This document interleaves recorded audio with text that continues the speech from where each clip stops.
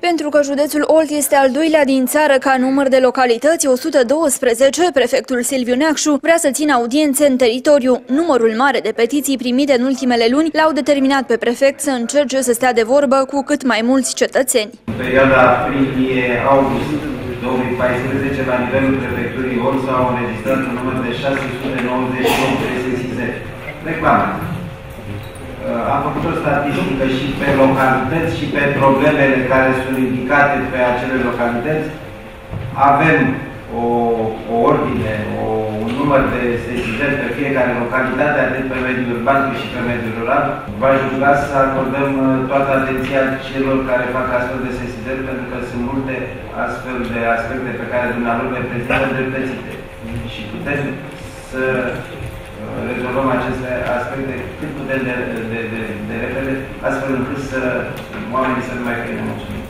Asta le-a transmis prefectul primarilor în timpul unei ședințe. Alături de autoritățile locale în rezolvarea problemelor pe care le semnalează cetățenii, vor fi și angajații prefecturii Olt, care vor merge alături de Silviu Neacșu la audiențe în teritoriu. Iată când și unde se vor ține audiențele. În prima zi de miercuri a fiecărei luni, sediul primăriei Balș, începând cu ora 13, pentru cetățenii din Balș, Piatra Olt, Baldovinești, Găneasa, Strejești, Bobicești, Pârșcoveni, Slătioara, Pleșoiu, Bârza, Voineasa, Grădinari, Găvănești, Vulpeni, Șopârlița, Dobrețu, Iancu, Jianu, Oboga, Cârlogani, Călui și Morunclav. În a doua zi de miercuri a fiecărei luni, sediul primăriei Corabia, începând cu ora 9, pentru cetățenii din Corabia, Orlea, Ianca, Ștefan cel Mare, Grăjdi, Bodu, Gura, Padini, Vădăstrița, Izbiceni, Giuvărăști, Vădastra, Gârcov, Tia Mare, Rusănești, Scărișoara, Urzica, Vișina, Vișina Nouă, Obârșia, Cilieni, Brastavățu și Pucinișu. Sediul primăriei Caracal, tot în a doua zi de miercuri a fiecărei luni, începând cu ora 13,